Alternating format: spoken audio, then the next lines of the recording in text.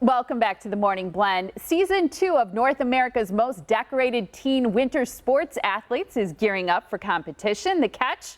They will not be competing in their own sports. Joining us now is the host of All-Around Champion, Perdita Felicien. She's a 2-time Olympian and 2-time world champion hurdler. Good morning to you, Perdita.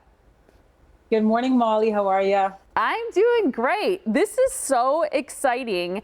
I think the thing that people need to understand is it's family entertainment. They can see it over cable, satellite, and free streaming. So this is, you feel, a great show for the whole family to watch, right? Yeah, it really is. And I think, when I think of this program, that's what makes me most proud about it. Parents can, set their remotes, have it watched by their children and not worry about what is going to be on here, right? And it was a blast to make, and I'm excited that people are now going to see the second season. Okay, so tell us a little bit about season 2. What can we expect? Season 2 is, in season 1, we had summer athletes. In season 2, all winter sports. So it's icy. And the premise of the show is we have 10 elite athletes from all across North America, anywhere from age 12 to around 16. And so every week, they're not competing in their sport, they're competing in each other's. Now, there's a big catch. They don't have a lot of time to master these new sports. They only have 3 days. So 3 days, they learn these new sports. On the 4th day, they compete. A real treat for the athlete whose sport it is they don't get to compete because that wouldn't be fair. But we bring in a huge name, a sports star in their world of sport to help coach their fellow athletes alongside them. And so when they show up, they don't know who they are, but you see just their faces light up when they realize their idol, is on the set of this show, coaching with them. And so the difficulty is you think that these sports will translate amongst each other. We have a speed skater and then we have a figure skater. I would imagine those two would translate. I was wrong, not so much, right?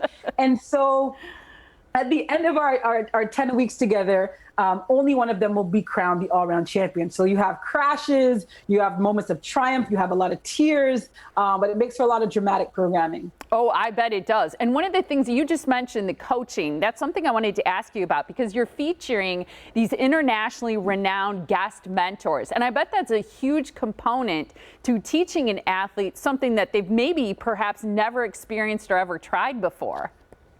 Yeah, exactly. They've never tried these sports. We have curling, we have mogul skiing, we have ice climbing, dog mushing, sports that I've never been exposed to myself. But each sport takes a different psychology, a different type of mental approach. And so you bring in these sports stars who have been there. They've accomplished so much in their sport. And so they really impart to these athletes what it takes to be the best. And, the physical skills might not be translatable, but the mental component absolutely is. And even when they leave, all-around champion, I'm confident that the things that they've learned, the things that they've had to rise to attain, they will take with them when they leave here.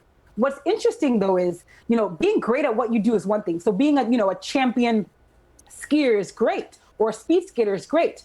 But can you coach your fellow athlete? Do you have the temperament? Do you have the patience? Do you have the skills? Some athletes, they're like, "Arr!" I'm like, that's not how you coach. You got to be a little bit more gentle and actually give things, give feedback, have things that they can do. And so that doesn't come easy to them either, right? But then you're coaching someone who you're competing against. So that dynamic is different, right? It's very, very interesting. And sometimes I have my popcorn in the corner while I'm freezing, right? Because it's cold outside. I'm like, oh, this is going to be a fun scene.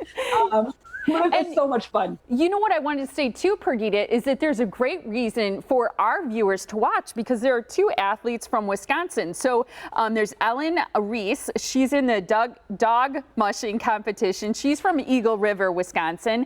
And then from Madison, Wisconsin is Estella Hasrick in ski jumping. So we've got some of our own athletes, some people right here in Wisconsin who are going to be competing. Oh, they're amazing. Estella and Ellen are so, so good. Ellen is, like you said, our dog musher. She's so mature. She really rallies, the rest of the 9 athletes. And there's times, and here's the thing, like they're young, right? They're, I call them kids. They are elite athletes, but they are kids in that way. And so there's times where, it's an artificial thing that you have 10, athletes, but you have all these cameras and this crew watching your every move. And there's times where, I have to say something to them, but they're still so wound up by something that just happened. And you'll hear Ellen, like, hey, Perdita's talking, relax, right? So I don't always have to check them. Ellen will do it for me. And then Estella, oh my goodness.